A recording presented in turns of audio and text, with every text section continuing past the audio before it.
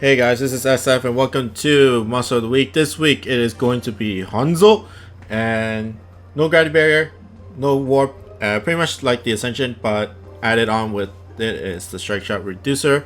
And then strike shot is the same, 12 turns, and then it's plus 16 for the second gauge, so 12 and then 28 turns.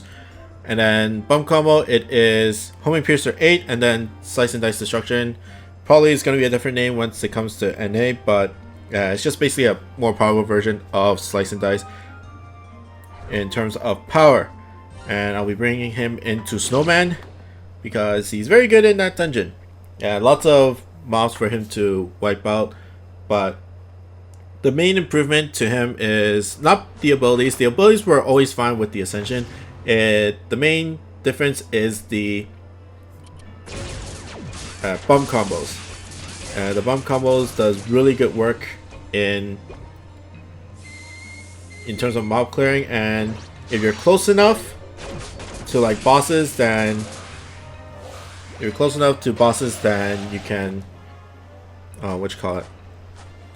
deal damage with the slice and dice.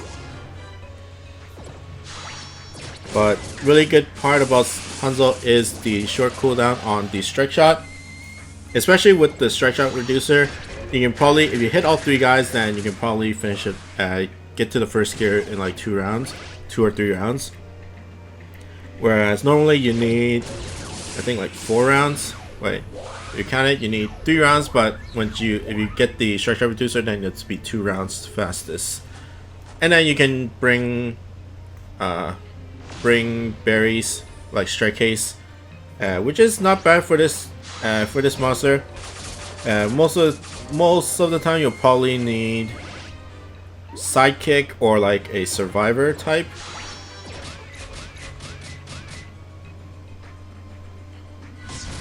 Okay,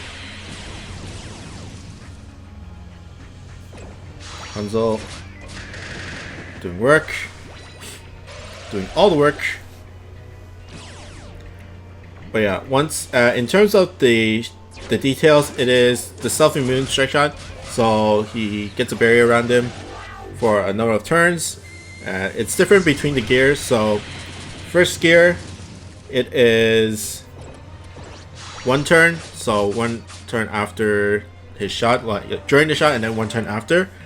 And then the second gear, it is 1 full round, so 5 turns. So the barrier ends once it ends after the enemy attacks on his second turn. So it's very strong, very strong. So he basically gets an all-no strike shot for 2 shots. Of course, there are mines. So basically he has a no gravity barrier monster and a no wall monster, so he knows those 2. And then no damage wall. The barrier like deals with that. And then mines, he doesn't take damage from the mines, but you just gotta be careful that if your allies are near the mines and they explode, and then they take damage from that. But it's basically 2 full turns of all no strike shot, and of course with the multiplier as well. He doesn't get the multiplier on the second shot, but it's still very strong. But in terms of dungeons, he is very good in Kushina now. He makes Kushina really easy. Well, not easy, but like really fast, just because his bump combo is strong in terms of mob clearing. And even if all the mobs are dead, then see, that's just basically that whole 40k is mainly the slice and dice. That's how strong it is. I think like 300k of that is the slice and dice, which is pretty crazy.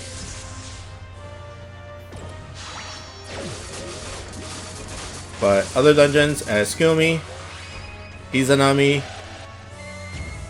there's one new one. You can probably bring him to Shambhala as well. So there's that. Okay.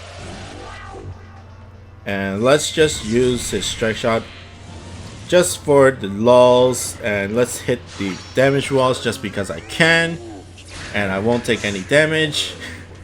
And it didn't do anything in terms of damage to the boss. But as you can see, that's the first gear, and only block that one turn of enemy attacks. If it's the second gear, it'll be one full round. So most of the time you want to go up all the way to the second gear. And with the strike shot reducer, it's really easy. It goes up really fast if you're really focusing on getting the turn reductions.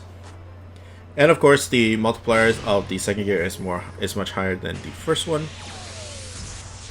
And Eclipse is next. And there goes that Smydra.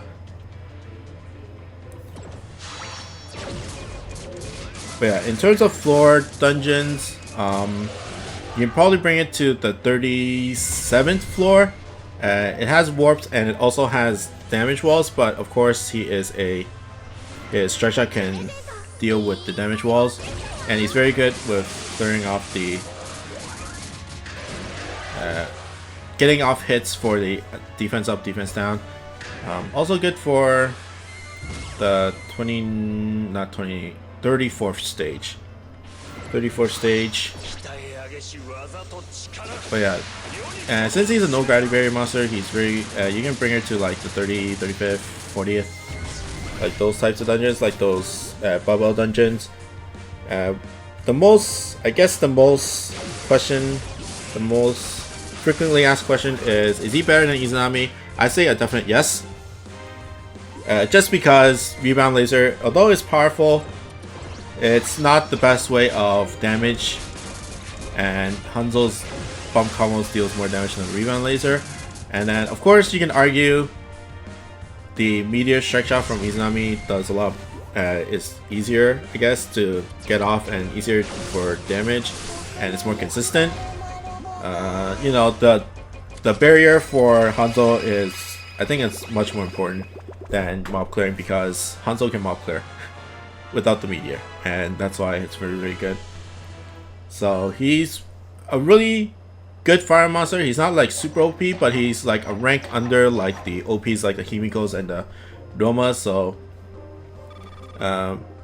if you have Hanzo, then rejoice and just wait for him, or if you have him in JP, then please transcend him, and he'll be really good in the future. It's probably good for like Momentum Mori as well, so very good. But that's pretty much it for me. I hope you guys like and subscribe, and I'll see you guys next time. Bye.